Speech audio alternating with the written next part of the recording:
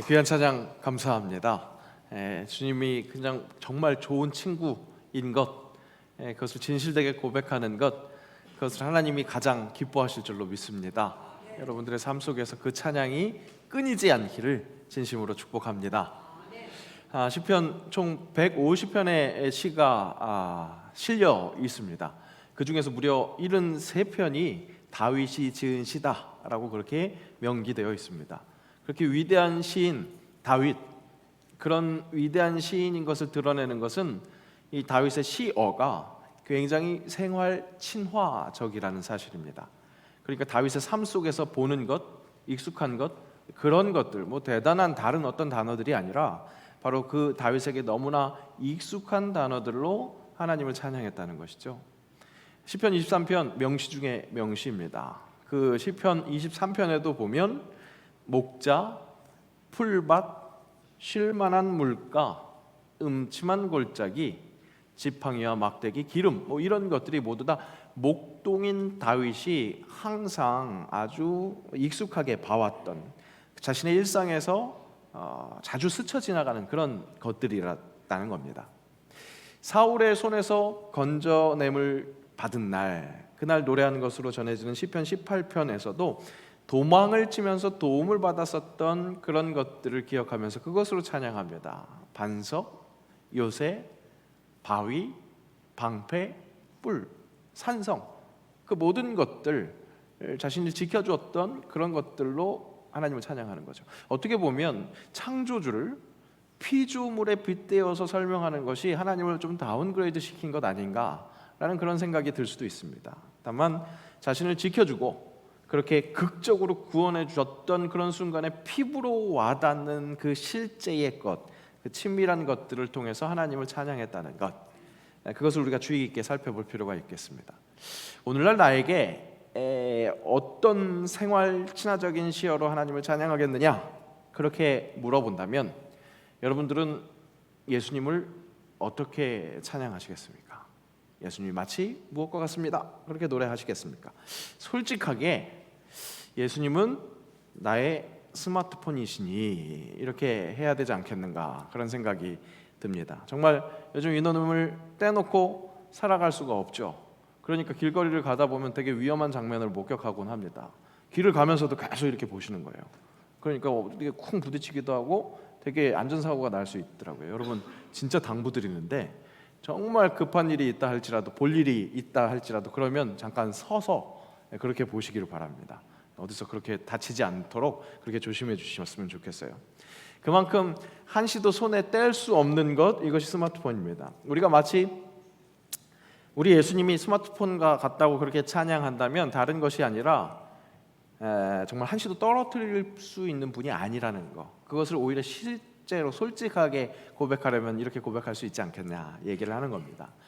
플랫폼이라고 하죠. 우리 삶의 모든 것들, 꽤 많은 부분을 만날 수 있는 곳, 시작할 수 있는 그 장이 한데 집약되어 있습니다.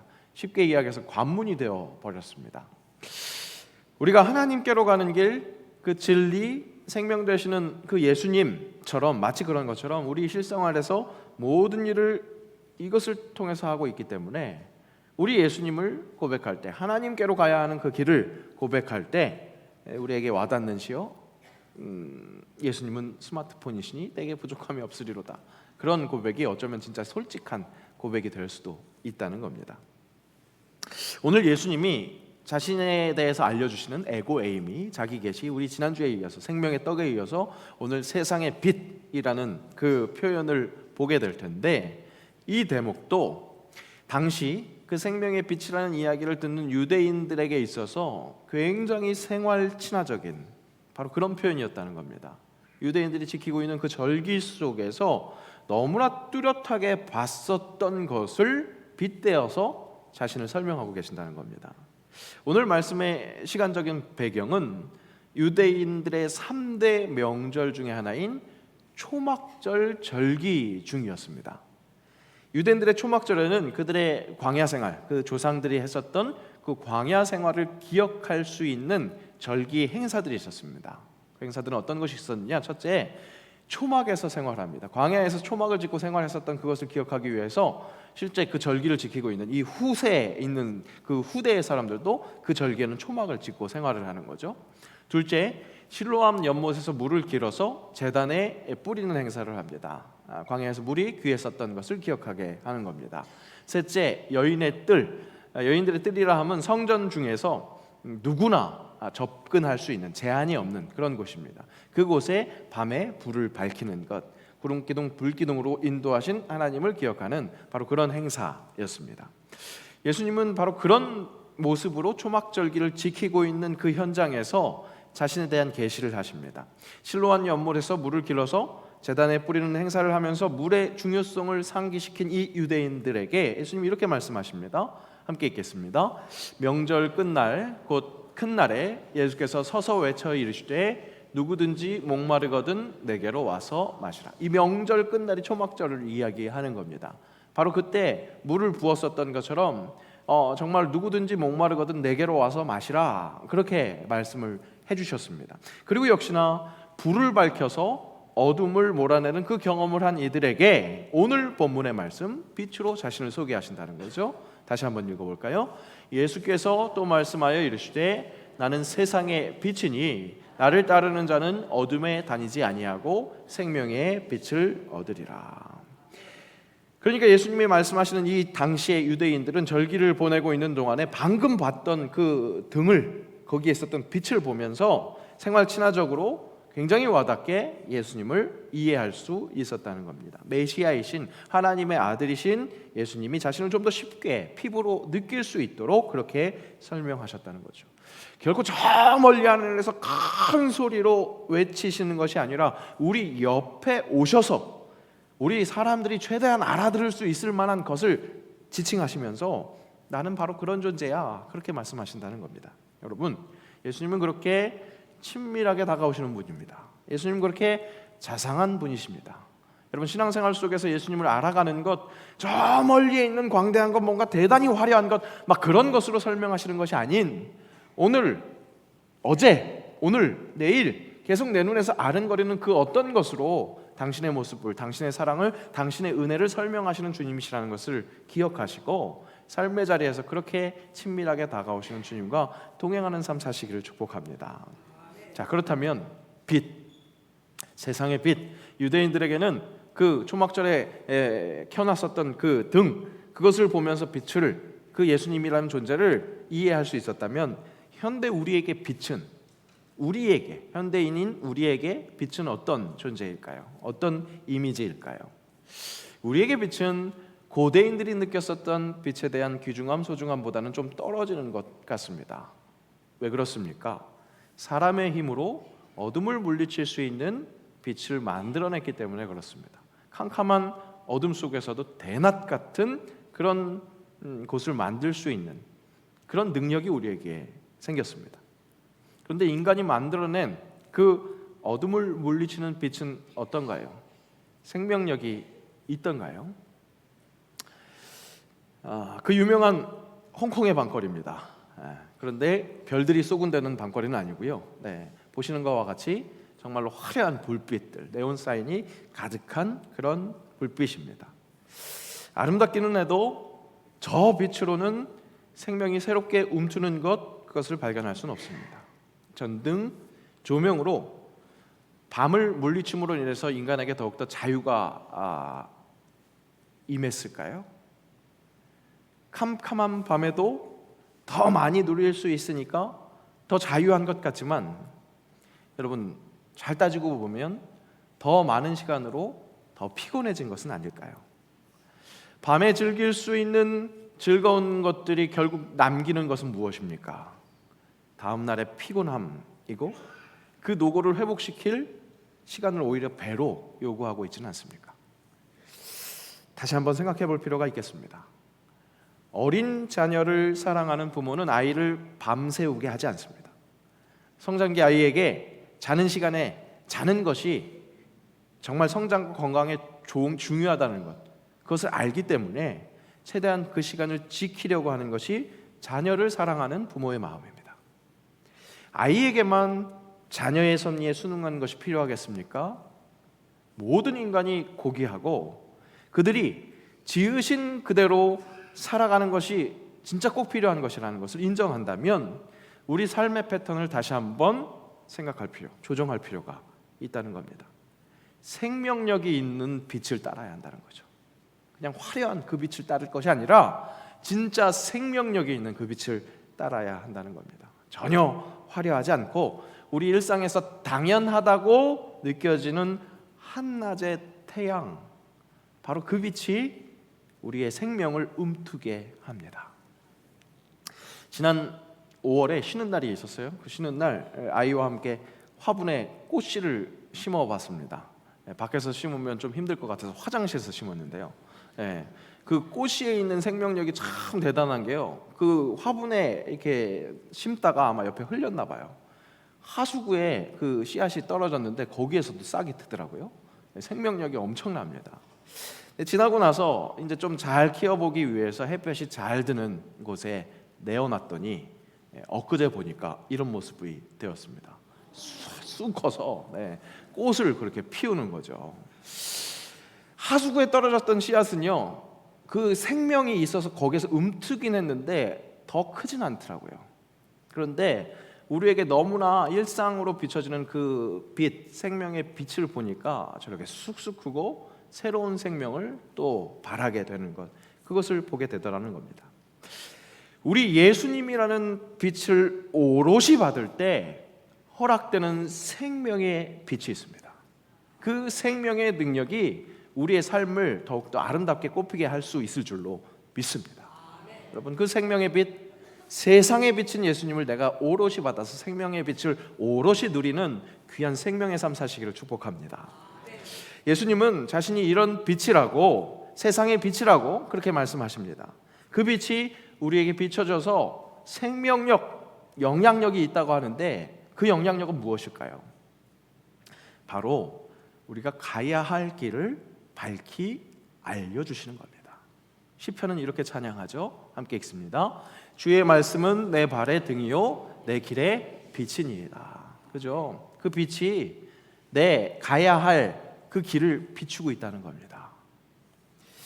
빛, 어둠과 대조되는 그 빛, 빛이 있는 곳과 빛이 없는 어둠의 차이 무엇입니까? 인식, 암과 모르는 것, 무지의 차이입니다. 어두울 때, 무지할 때 두렵게 되죠. 염려하게 되고 공포가 찾아옵니다. 자신을 빛이라 말씀하신 예수님이 스스로 무지, 잘 알지 못하지 않고 확실히 알았던 것, 그것이 있었습니다. 무엇이냐? 자신의 정체성입니다. 예수님 자신이 어떤 분인지 확실하게 알고 있었습니다. 다른 것이 아니라 보냄을 받은 자라는 정체성을 알고 있었습니다. 요한복음에 나타난 예수님 자신의 정체성은 확실히 보냄을 받은 자였습니다. 이는 지난주에 확인한 생명의 떡이라는 자기 계시 이후에도 바로 이렇게 나타내고 있습니다. 예수님이 직접 말씀하셨거든요. 내가 하늘에서 내려온 것은 내 뜻을 행하려 함이 아니요 나를 보내신 이의 뜻을 행하려 함이니라. 이것이 바로 지난주에 확인했었던 생명의 떡에 이어서 말씀하신 부분입니다.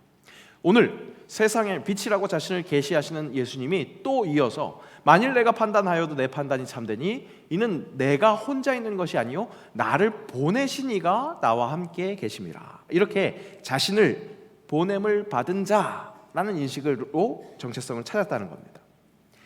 예수님의 자기 인식, 즉 나를 보내신 이가 있고 나는 보냄을 받았다는 인식은 무엇을 뜻합니까? 바로 나를 보내신 이로부터, 하나님으로부터 와서 다시 하나님께로 가는 존재다. 당신은 그런 존재다 라는 것을 알고 계신다는 겁니다. 하나님께로부터 와서 하나님께로 가는 길, 오는 길과 가는 길이 닮아 있습니다. 똑 닮아 있습니다. 지지난주에도 잠깐 말씀드렸었던 것 같은데요, 근자에 제가 확실하게 목격하는 것이 새로 태어난 아이의 베넷 쪼고리와 요람이 돌아가시는 분의 수의와 그분을 모시는 관과 똑같이 생겼더라는 겁니다. 오는 길과 가는 길이 같다는 것이죠. 자궁을 뜻하는 웜이라는 단어가 있습니다. 무덤을 뜻하는 텀이라는 단어가 있습니다. 둘 다 둥그런 모습을 하고 있습니다. 그 단어의 모습도 비슷합니다. 오고 가는 길이 비슷하게 생겼다는 겁니다. 믿는 우리들은 하늘로부터 와서 하늘로 돌아가는 우리의 인생길, 그것을 인식해야 된다는 겁니다. 우리 세상에 비치신 예수님께서는 자기 스스로 그 길, 보냄을 받은 자라는 그 정체성을 뚜렷하게 알면서 하나님으로부터 와서 하나님으로 가게 된다는 것을 자신이 먼저 정확하게 인식하시고 세상의 빛으로서 그 길을 비춰주고 계신다는 겁니다. 그렇게 빛으로 우리의 오고 가는 길을 제대로 인식한다면 진짜 인생에서 먼저 해야 할 일과 후에 해야 할 일, 우선순위가 헷갈릴 일이 없습니다. 여러분 잘 생각해 보십시오. 우리 삶 속에서 싸우는 것이 무슨 싸움을 하고 있습니까? 먼저 해야 할 일, 나중에 해야 할 일, 그 우선순위로 싸우고 있습니다. 그 우선순위 속에서 걱정하고 염려하고 고민합니다. 하지만 우리가 온 길과 돌아간 길을 제대로 알고 그것을 계속해서 명심하고 있다면 무엇부터 먼저 해야 하는지 헷갈릴 일이 없다는 거죠. 그런 자신, 그렇게 세상에 뿌려져서 그 길을 비추고 계시는 예수님이 그 빛을 오로지 받을 때 생명의 빛을 받을 수 있다고 오늘 말씀은 우리를 일깨우고 계신다는 사실입니다. 그런 의미를 붙들고 오늘 말씀을 다시 한번 읽어보겠습니다. 함께 읽습니다. 예수께서 또 말씀하여 이르시되 나는 세상의 빛이니 나를 따르는 자는 어둠에 다니지 아니하고 생명의 빛을 얻으리라. 여러분, 세상에 비추는 빛은 받는 이가 스스로 이렇게 가리지 않는 이상 모두 다 같이 받는 빛입니다. 세상에 똑같이 떨어지는 빛이라는 거죠. 그런 빛의 성격을 잘 설명하기 위해서 오늘 예수님은 내가 세상의 빛이다 라고 말씀하실 때 어디서 말씀하셨느냐? 아까 확인했었던 것처럼 초막절에 등을 켜는 여인의 뜰, 성전에 그 누구나 제한 없이 들어올 수 있는 그 여인의 뜰, 헌금함이 설치되어 있는, 그래서 과부가 헌금할 수 있었던 바로 그 여인의 뜰에서 자신이 세상에 비친 것을 말씀해 주십니다. 그 세상의 빛, 누구나 받을 수 있는 빛이라는 겁니다. 그런데 우리는 자꾸 무슨 생각이 있는지 그 빛을 반대로 뒤돌아 쓰려고 하고 그 빛에서 자꾸 무엇인가를 가리려고 하는 그런 잘못된 우를 범할 때가 있습니다. 여러분, 우리의 예배의 자리는 그 세상에 비치신 예수님을 오롯이 받기 위해서, 쬐기 위해서 그 쓸데없는 장애물들을 제거하는 자리입니다. 그래서 세상에 비치신 예수 그리스도를 온전히 쬐을 때 내가 먼저 그 생명의 능력, 그 생명이 움트는 그 능력을 체험하게 되고 그 능력을 세상을 향해서 비춰질 수 있게 된다는 그 정체성을 깨닫고 다시 한번 결단하는 자리가 이 자리라는 겁니다. 여러분, 생명의 빛, 세상의 빛 되신 예수 그리스도를 온전히 쬐시기를 축복합니다. 그래서 생명의 빛을 온전히 누리시기를 축복합니다. 거기서 멈추는 것이 아니라 그 생명의 빛을 나를 투영해서, 투과해서 그렇게 비춰지게 되는 그 결단까지 일어나는 것. 예수님은 오늘 자신을 세상의 빛이라 그렇게 선언하십니다. 그리고 그 선언과 너무나 닮아 있는 또 다른 선언을 하셨다는 것, 우리는 그것을 기억해야겠습니다. 마태복음 말씀 함께 읽습니다. 너희는 세상의 빛이라 산 위에 있는 동네가 숨겨지지 못할 것이요 사람이 등불을 켜서 말 아래에 두지 아니하고 등경 위에 두나니 이러므로 집안 모든 사람에게 비치느니라. 이같이 너희 빛이 사람 앞에 비치게 하여 그들로 너희 착한 행실을 보고 하늘에 계신 너희 아버지께 영광을 돌리게 하라. 네. 여러분, 예수님은요 우리에게 빛이 되면 어떻겠니? 빛이 되어주지 않겠니? 그렇게 제안하지 않으셨습니다. 그렇게 부탁한 것이 아닙니다. 선언하셨습니다. 너희는 세상의 빛이라. 너희는 세상의 빛이라. 세상에 비치신 예수 그리스도를 오롯이 받아서 그것을 그대로 비춰낼 때 참된 행복을 누릴 수 있다는 것, 우리의 정체성이 그것입니다. 오늘 본문에서 나를 따르는 자는 어둠에 다니지 아니하고 생명의 빛을 얻으리라, 그렇게 말씀하셨습니다. 그리고 마태복음 말씀은 그렇게 예수를 따르는 착한 행실로 더 많은 사람들이 그 빛을 보고 아버지께 영광을 돌리게 하라 말씀하십니다. 닮아 있는 겁니다. 오롯이 받는 것, 세상에 비치신 예수를 오롯이 받아서 생명의 빛을 누리게 되는 것이 다른 것이 아니라 우리의 착한 행실로 하나님의 영광을 보여주는 것, 그렇게 영향을 끼치는 것, 그것이 우리로 행복하게 된다는 것. 나부터 그 빛을 오롯이 받아서 내가 가야 할 길을 밝히는 그 아는 자유를 나부터 충만하게 누리면서 그 진리를 보여주는 사람이 되는 것, 이것이 우리의 참된 삶이요 생명의 빛을 누리는 삶입니다.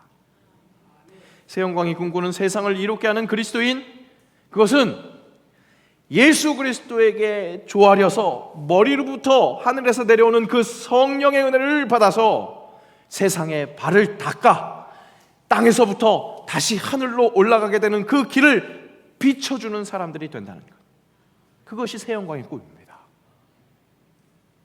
여러분, 세상 하면 어떤 이미지를 갖고 계십니까? 하늘과 적대되는 악으로만 인식하십니까?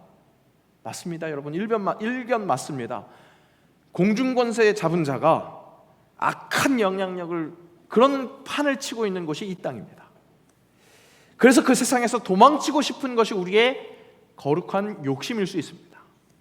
하지만 세상에 비치신 예수 그리스도께서 이 땅에, 그 더러운 땅에, 죽을 수밖에 없는 이 땅에 빛으로 침투하셨습니다. 그렇게 세상을 비추셨습니다. 그래서 그 빛이 오롯이 받는 자들에게 생명의 빛을 누릴 수 있도록 은혜를 허락하셨습니다. 당신은 그 생명의 빛을 받은 자로서 이 세상 안에 있습니다. 분명 이 세상에 속해 있진 않습니다. 하늘 시민권자입니다. 하지만 우리의 발이 이 땅을 딛고 있습니다. 그리고 그 땅에, 그 세상에 빛이라 하나님 말씀하십니다. 예수님 말씀하십니다. 밟고 있는 땅을 박차고 날아올라서 하늘로 올라와서 그 하늘에서 함께 땅에다 대고 메가폰으로 큰 소리로 너희도 이리로 와야 돼, 이렇게 하라고 말씀하시지 않으셨습니다. 어둠과 더러움이 덕지덕지 묻어있는 이 진흙탕 같은 이 땅에서 하늘의 빛을 비추는 예수 그리스도가 그러셨던 것처럼 하늘의 빛을 이 땅에서 제대로 비추는 것, 우리가 빛으로 우리의 오고 가는 길을 깨달았기에 그 길을 함께 비추는 세상이 빛이 되는 것, 이것이 예수님이 우리를 세우시고 우리로 이 땅에서 천국의 삶을 살 수 있게 하는 하나님의 방법이라는 겁니다. 목사님, 저도 빛이 가물가물하게 보이는데 무슨 내가 어떻게 빛을 비춰요? 맨날 풍랑에 또 쓰러져서 물에 풍덩 빠지는데 내가 어떻게 빛을 비춰요? 목사는 다를까요? 똑같습니다, 여러분. 순간입니다.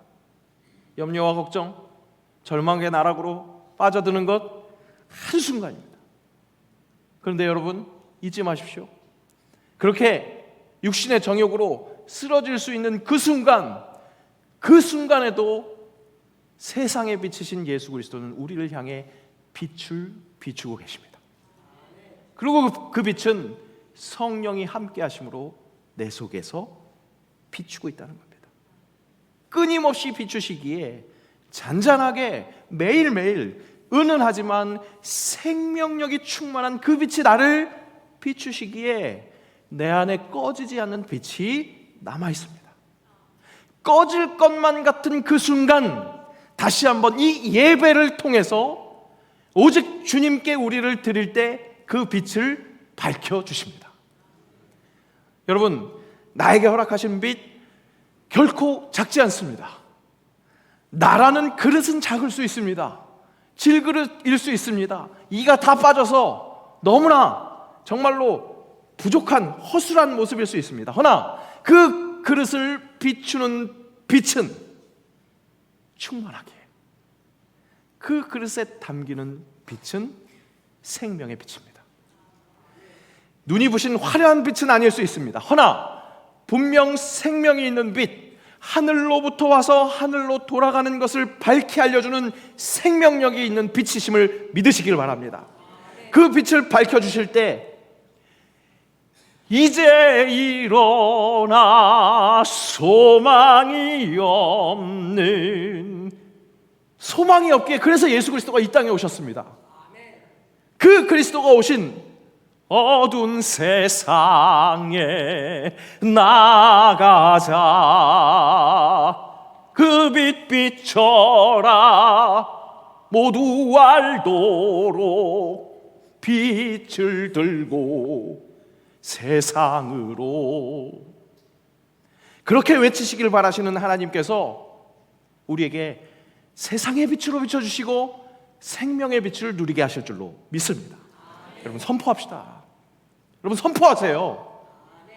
내 질그릇은 작을 수 있어요. 하나, 그 세상의 빛은 광대하시고 그 빛을 오롯이 받을 때 내 안에서 생명의 빛이 일어난다는 것, 그 생명의 빛을 함께 누릴 때 진정 하나님의 나라가 이 땅에 임하게 된다는 것. 오늘은 특별히 찬양하면서 말씀을 마무리하려고 합니다.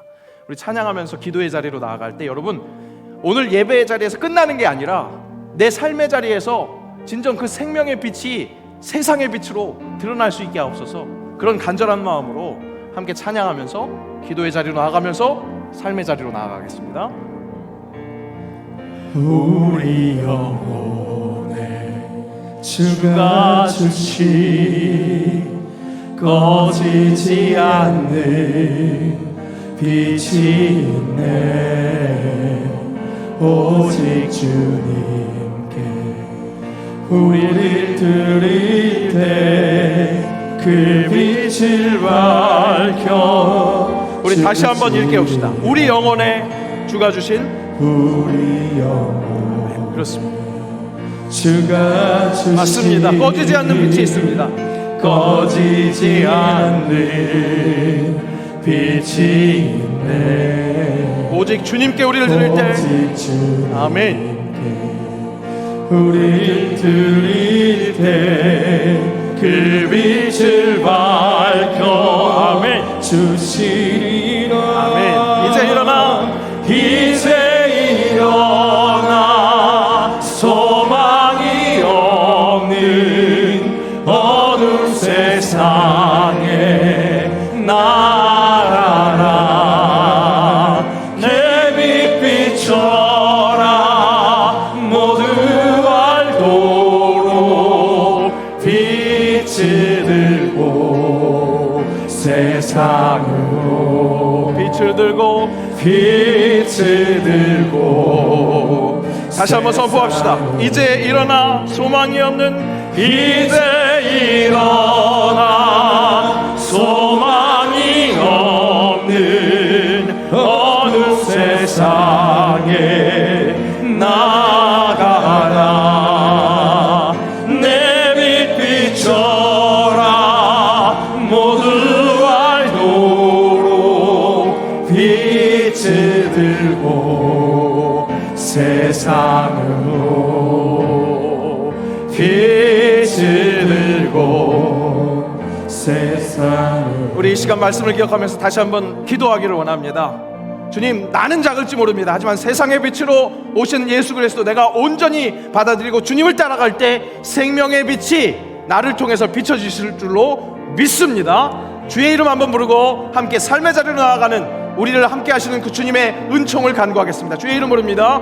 주여. 아버지 하나님, 은혜를 감사합니다. 말씀으로 세상의 빛 되시는 예수 그리스도를 일깨우게 하시고 그분을 온전히 쬐을 때 아버지 그 빛이 나로 하여금 다시 한번 생명의 빛으로 아버지 드러나게 된다는 그 사실을 확인하게 하셨으니 감사합니다. 간절히 원하는 것, 삶의 자리에서 그렇게 주님과 동행하는 삶을 살 때 아버지 세상, 이 어두운 세상을 비출 수 있는 아버지 하나의 빛이 될 수 있기를 원하오니 주여 은총에 은총을 더하여 주셔서 성령과 함께하는 사람으로서 그렇게 주님의 이름을 드러내 드러내는 사람으로서 생명의 빛으로 살아갈 수 있게 하시고 그 은혜의 삶이 많은 사람들에게 좋은 행실로 아버지 선한 행실로 드러남으로 말미암아 아무런 아름다운 그 귀한 역사를 함께하는 자가 될 수 있도록 인도하여 주옵소서. 그렇게 삶의 예배를 드리게 하옵소서.